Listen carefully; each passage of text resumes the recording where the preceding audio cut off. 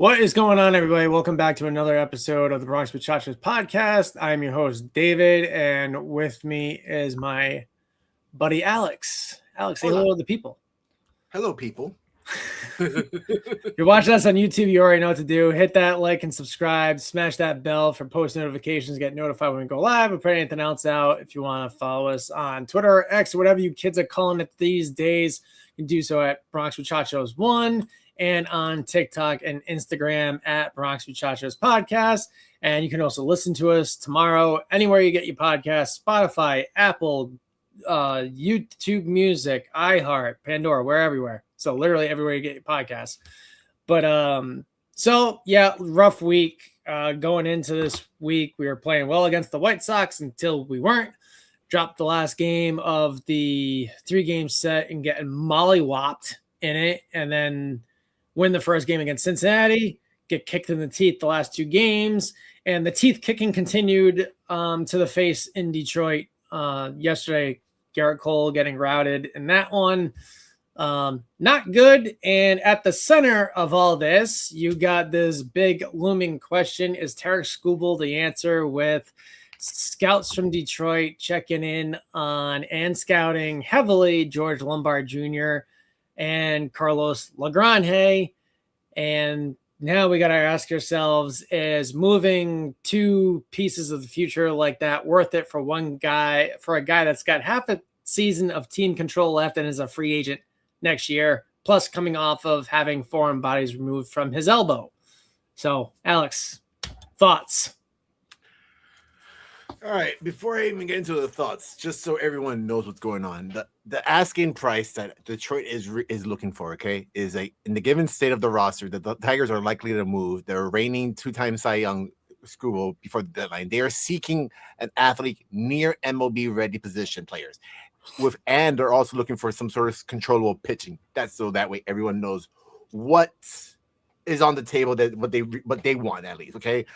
I don't care what we're offering them right now, because you know what, the offer right now is probably going to be a George Lombard Jr., a Carlos LaGrange.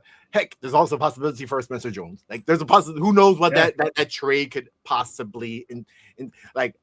I wouldn't mind if it was like, let's be real. I understand everyone's all like, oh my God, Spencer Jones is up, but like, he's not going to stay here. The minute the minute freaking Judge is back and you know everything's going up and running, he's not going to stay here. So you know what, I wouldn't mind it if it was freaking Spencer Jones on that area. That would not mind me, because he's been on the club and the organization for so dang long, but he hasn't really moved up till now, finally. So it's like, I don't know if the time's going to stay with him. I really don't know if they're going to keep the whole Spencer Jones train going on, or if they're going to, like, you know what, okay, we got our guys back. You know what? Sorry, buddy. You're back down to the freaking to the farm system, and you're going to be grazing with the cattle. I really don't know, dude. You're shaking your head. No, I get it. Oh, I got a response to this. I'm just letting you finish. No, but I understand that you're shaking your head no to it. I really, really understand that. But I'm also looking at the way this team runs, and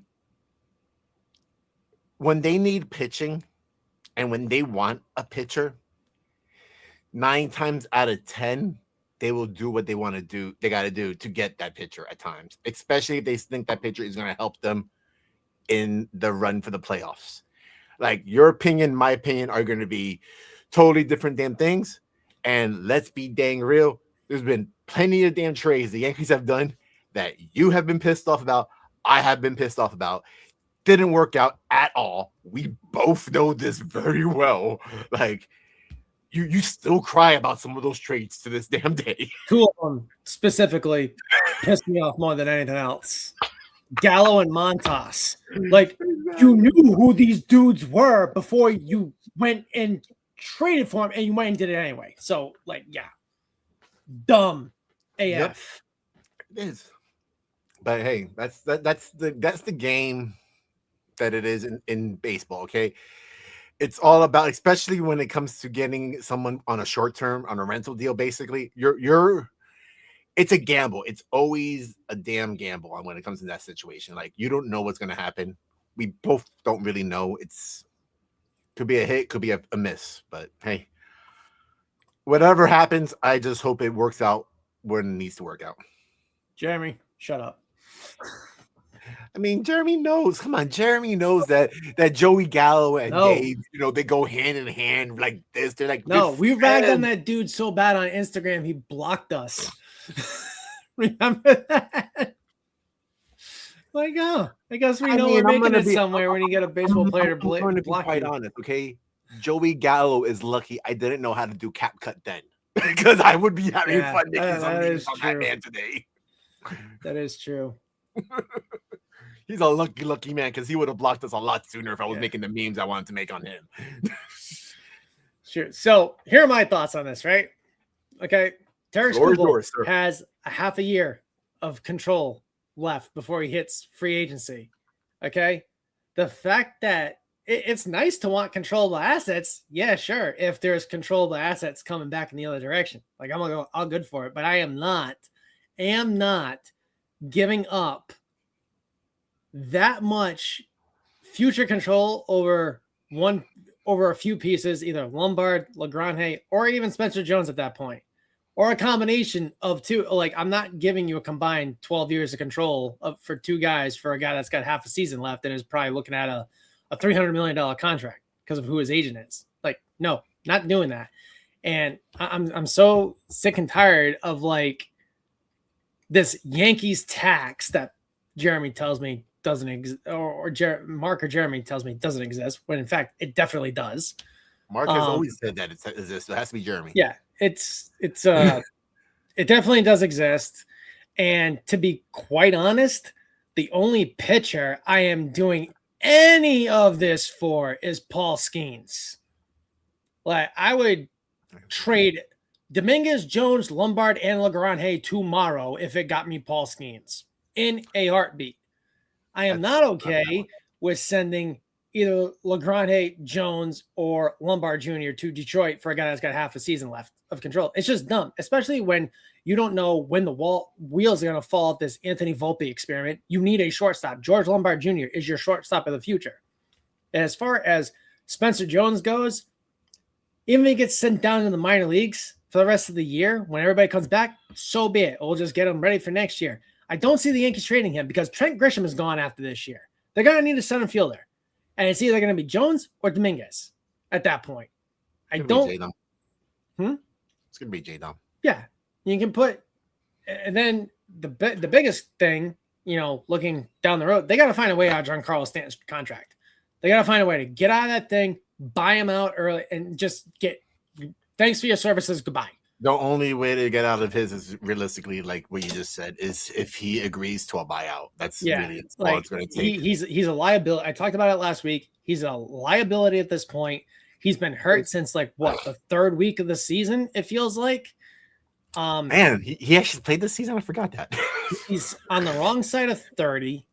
It's time for him to go. Like, Judge, I don't really want to see him playing the field anymore going forward, considering we're diving for balls and now we're snapping ribs in half. Not good. You got to put the younger athletic dudes out there. Dominguez, the outfield should be Belly, Dominguez, Jones. End of discussion. So that's the reason why I don't see them trading Spencer Jones this year. I don't. Like, he scuffled a lot in AAA, couldn't hit a beach ball at some point. They brought him up. First pitcher he has to face, Jacob Mizorowski. Okay, good luck. Really? Guy throws 103. Cool. MLB debut. He then pulled it together. He's batting like 278 the last time I checked. A couple home runs. He's drawing walks, getting hits, getting on base. He's doing just fine. And he's definitely in the outfielder of the future. So I don't see them trading Spencer Jones. I mean, or Dominguez at this point. I mean, okay. Right now, you got freaking Spencer Jones doing a .2 WAR. Like, higher than Volpe's. Oh, don't worry. I don't get it. Sir. There is no reason I'm even going to bring up his name today, because I'm going to be honest with you. He shouldn't be. He should not be called up. He should be sent back down. Like our shortstop is playing every other position but shortstop while Volpe is here. So Left, right. I am not third. Exactly. Every position but the position he needs to play, which is shortstop. It's like, I'm sorry. Okay. Only type of changes that I should be seeing going on is when they're putting Rosario in for freaking him, McMahon, or vice versa. Whatever. You get what I'm saying? Yeah. That's the only changes that should be going on in the infield, realistically. I mean, if they want to do the school thing and put a package together, if they think it's going to get them the World Series, the way Elmer Rodriguez has been pitching lately, you know, maybe they made a mistake with him. Maybe they didn't. I don't know. He's a young dude. He's 22 years old. What do you think? What do you think about ER? I mean, it's another fucking 0.2 war. It's not. I'm sorry for cursing right there. I am sorry, Jeremy. I know you heard me say that F word correctly, but I'm going to be quite honest with you. It's another 0.2 war. Like, what? I'm sorry. Okay, he 4.76 ERA. Like, no. Yeah. I don't want that coming out of the pen. No. Okay, he could go.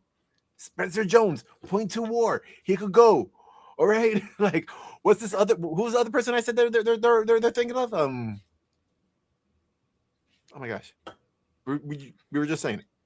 I just think it's more unlikely than George Lombard Jr. is the only one I will not trade, because George Lombard Jr.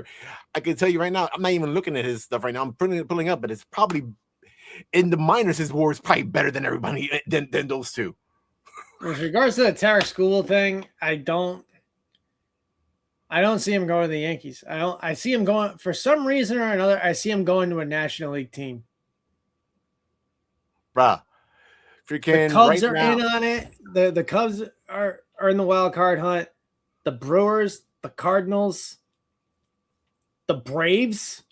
If the Braves want to win another World Series and put the stake in the nail in the coffin in the NL East, that'd be a move to do it. Yo, there's no way to trade away George Lombard Jr. Okay, right now, this season that he's been doing in the minors. Okay, for Scranton and Somerset. When he was in Somerset, he had a 3.12, and in Scranton he's doing a 2.31. No, man, I'm not gonna get rid of that guy. I'm not gonna get rid of him for the Jolly Green Spencer Jones. I'm sorry. He's a giant. I'll give it to you, but I'm sorry. I'm kind of done with the giant experiment as well, Dave. Okay, I'm really tired of that. I'm tired of, like, let's get the 6'7", blah blah blah type. This isn't pro wrestling. This isn't the NFL. Okay, that we want the tallest damn player in the world that's going to get broken when they're in the other side of 35. Let's be real. Yeah. Okay, like, it's going on. That's what happens when you're a giant and you're in the wrong side of 35. Okay, when we were kids, we saw wrestlers. Freaking damn Andre the Giant, he got destroyed the older he got because of his humongous body. Well, steroids had a lot to do with that too. He didn't do steroids. He was more of a drinker. He was a crazy That will do it too. But I mean, when you're freaking like 8 foot tall. But yeah, like, I don't see a reason for those other two. Those other two are perfectly good trade pieces. And realistically, the Spencer Jones area of having him in a trade piece, since they're looking for a MLB quote unquote ready, the guys are already playing in the big leagues. That's you can't get any more MLB ready than that. Yeah. No, I mean, you're totally right. Like, I'm just done. Like, Stan was a great player, but I'm so sick and tired of losing the guy for 6 to 9 weeks because he tears his calf muscle by jumping out of bed. Like, this was like Carl Pavano being put into witness protection because he cut himself shaving and getting paid $45 million over 4 years to do it. Like, the guy pitched 11 games in pinstripes. So it's ridiculous. It really, it's time to go. It's time to switch up. That whole giant work that they're doing right now with John Carlos, it's really not going to work. And it's funny. Like I said in the beginning that I didn't remember him playing, and thinking back about this year. Yeah. What was it? He had that one hit week 1 or whatever it was that he actually looked like he was running out the gate. I'm like, what the heck is this? And then what happens? A week or two later, he pulls a hammy. Like, I'm done. I'm done with the whole Giant lifestyle. Like, Giancarlo Stan, it would be really nice for him to be bought out of his contract. If he wanted to get bought out of his contract to have some sort of like, bench coach type of role or whatever, so he can stay with the organization and all that kind of stuff, I'm fine for that as well. I don't care. Just don't have him as a day-to-day player. Yeah. Yep. Totally get it. So what do you thought of the games the last couple weeks? I've been wanting to throw up. I mean, let's be real. Like, all right, Red Series kicks in, win, cool. Then Saturday, Sunday come, loss. Then Monday comes to lose to Detroit. Like, what the heck? And to at this point right now that we're in a game right now that there's a possibility we could lose this one too, because let's be real, it's a 4-3 game right now. Like, I mean, I don't understand it's so weird right now what's going on, Dave, because like the Yankees are in first place still, and yet they're losing these games, and it's like they're losing games that they should be winning, so that way they could have a nice good cushion for their lead. But instead of having a cushion for their lead, they're weakening it all up. As for the fact of the matter that then now they're going to be like wondering when the playoffs kick in, it's going to be like, why are we a wild card team? I thought we were going to win the East. Well, you guys kind of fumbled games that you shouldn't have been fumbling. Mm-hmm. Yep, totally agree. Like they had a great series against Toronto. Everything was going well against Chicago, and then like that last game just pissed me off. Like I'm like, how do you lose like that? And shout out to my 6-year-old Aaron, who's watching on YouTube apparently. So I was told to say hello. So hi. Yeah, not good. You're supposed to bury these teams that are beneath you, especially a bottom feeder like the Chicago White Sox, who impressively enough have won more games than they did last year by this point. So I guess congratulations to them. But I mean, last time I checked, even the Marlins were doing good. They're like they're playing over 500 right now. Yeah. Well, I mean, yeah, they're playing the Giants, who are just a complete total mess. And right now they're playing the Rangers right now, and they're beating them by 6-1. Yeah, you know why? Because no one expects them to win, so they can go in and play free and loose, and exactly that's it. It's the way the team was looking like when Volpe wasn't up. Yeah, I said it, because guess what? When Volpe was not on the dang squad, when he was still playing the minors, waiting to get, rehabbing his way up, guess what? The whole team was playing loose, fun, happy baseball. They were playing like kids on a summer vacation every day, going out, same crew of friends, always going out there playing baseball every day. No. Volpe comes back up, and it's like, oh gosh. Here comes the party sucker. The life of the party's out. Yay! No more fun. And then, like yesterday, he got yesterday or the day before. Oh, Sunday. They're playing Cincinnati. He gets picked off at second base and tries to say that Tyler Stevenson was blocking the base. When you went back and looked at it, it's like it's kind of questionable, but not. And like he misses getting his hand in there, and he starts like arguing with the umpire. It's like, dude, you got tagged out. Like, what are you doing? Was it yesterday or the day before when it was a dang pitch right down the middle, and then the Volpe decides to let's challenge a pitch? It was yesterday. Yes, right. And then for a reason, and then for then the ninth inning comes that we could have challenged something that actually we could have won the challenge. Yeah, in an important situation. The pitch that Rosario got rung up on. We could have had that one to come back up on. We could have had that one back for us, but no. See, there's a problem going on in the major leagues, and we hear it every day. Okay, like they say it. Kay says it. O'Neill says it. You got Coney saying it. You got people challenging pitches that shouldn't be challenging pitches in times that doesn't need to be challenged. First inning, first pitch. Oh, it's a ball. No. Don't. Who cares about the first pitch? Who cares about the first inning? Oh, bases loaded. Oh, that was a ball and you called it a strike. That's a different story. It's all situational. Learn situation awareness, ladies and gentlemen. That's all you need to do while playing the game is situational awareness. I feel like the ones that do challenge pitches in the first inning have a personal vendetta against the umpire behind the plate. That's the only thing I can think of. You're probably not wrong. But gentlemen, leave your feelings inside the damn locker room. I don't care about your damn feelings. Okay, just like we're gonna say politics, we don't care about that. Leave that in the locker room. Leave your feelings in the locker room. Go out there, play the game. Don't get mad that this is the umpire who struck you out on a hanging curveball that you decided to freaking not swing at. Well, funny you mentioned that because Girardi said something along the same lines last night with Kay in the booth, and he was like, don't let emotion get the better of you. Like he was basically saying that Volpe challenged that pitch based on like him being pissed off and emotional about it. So I don't know. There are times he just takes the pitch right down the pipe. It's like, dude, swing the bat. Like, what are we doing? How many first pitches does Volpe let go right down the middle? Okay. And then how many times does a pitch go down?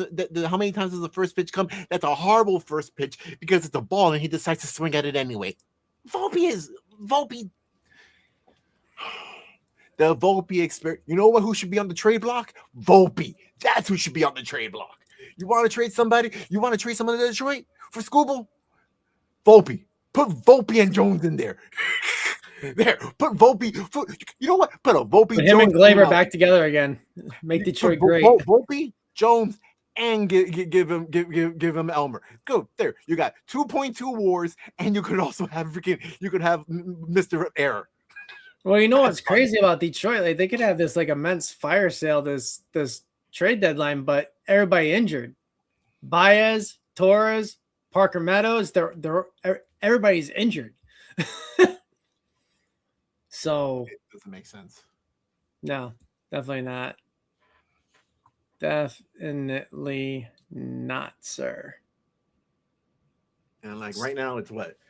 We're up by 1, top of the 8th, 2 outs, but I mean, hey, maybe we squeak this one out. Baseball. So where do you think Skubal ends up? Like, what are your predictions if you had to sketch it out? I really don't know where Skubal's going to go. I really don't know. I mean, is he a dang good pitcher? He is, but he's also, a rental. It's not like we're going to keep the guy. So it's like the hopes of getting him are not as strong as people may think it should be, because as a rental, everybody that needs a pitcher is going to be in on him. Like, let's be real. If they need a pitcher and they're going to be trying to go for a playoff run or whatever, everybody and their mother, if they want him, they're going to be doing some sort of offer for him. So it's like, as much as I want to be like, oh yeah, this team might have it or that team might have it, for all we know, there could be 10 teams that are in on him for all we know right at the point when the trade deadline comes up.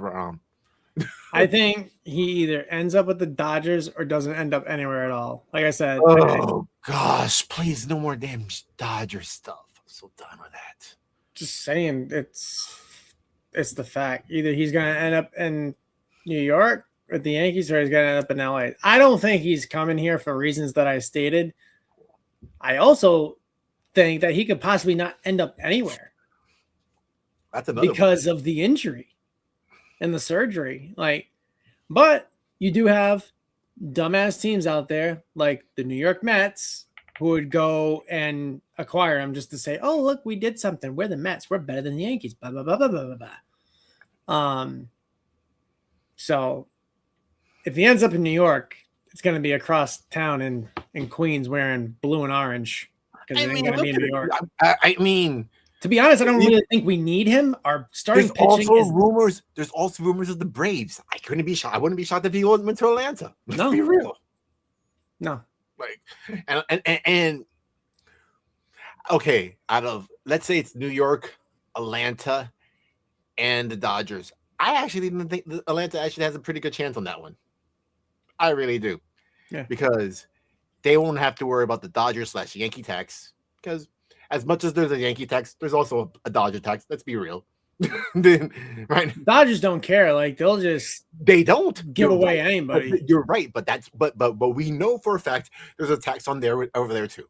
Okay, they both have teams. They will both do what they got to do at times. But Atlanta, they could easily give away some prospects that they got because their farm system, they do a pretty dang good job. What they do there, Atlanta knows what they've been doing for a while. Like let's be real. Yes, the Mets, the Phillies, the Marlins, the Capitals. You know, Capitals. Not Capitals. Freaking. Oh my gosh. You know, I went freaking wrong. How did we end up talking about hockey? I know I went wrong for it, but no, you get me though. Like okay in DC, but like the Nationals.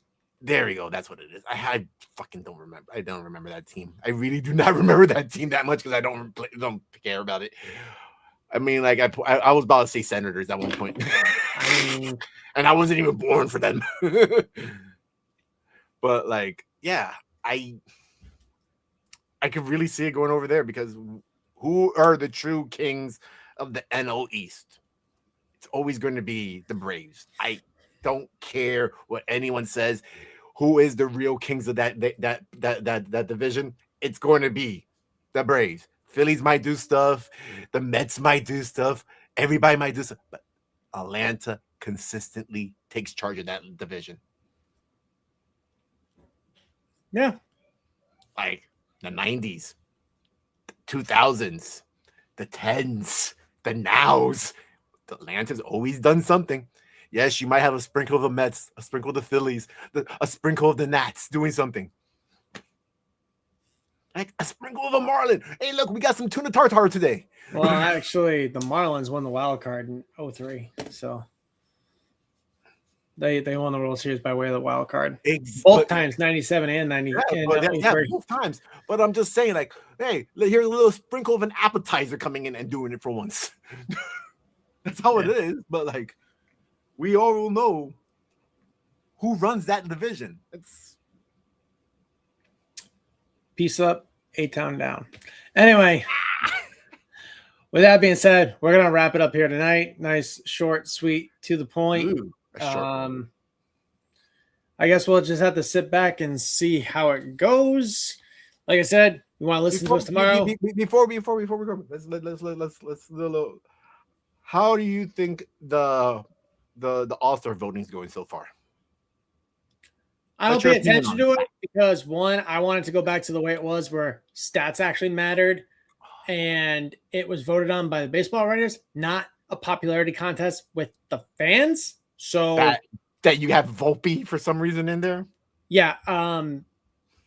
If he's an all-star, then I should have been a Major League Baseball player. Because I was also telling myself I was good in my own mind too. So there's that.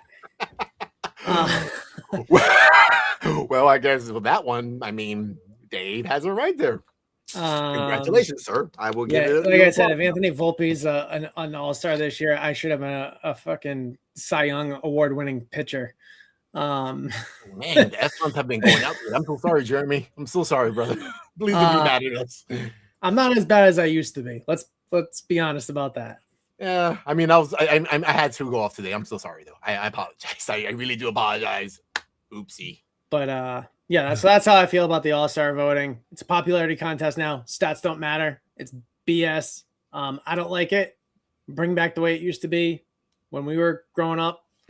So it is what it is. But hey, you're right. and everybody. Since Dave already said it, for me, Dave, Mark, Jeremy, everybody from the Bronx Muchachos, we wish you all adieu. Have a great one. Good night, and go Yankees.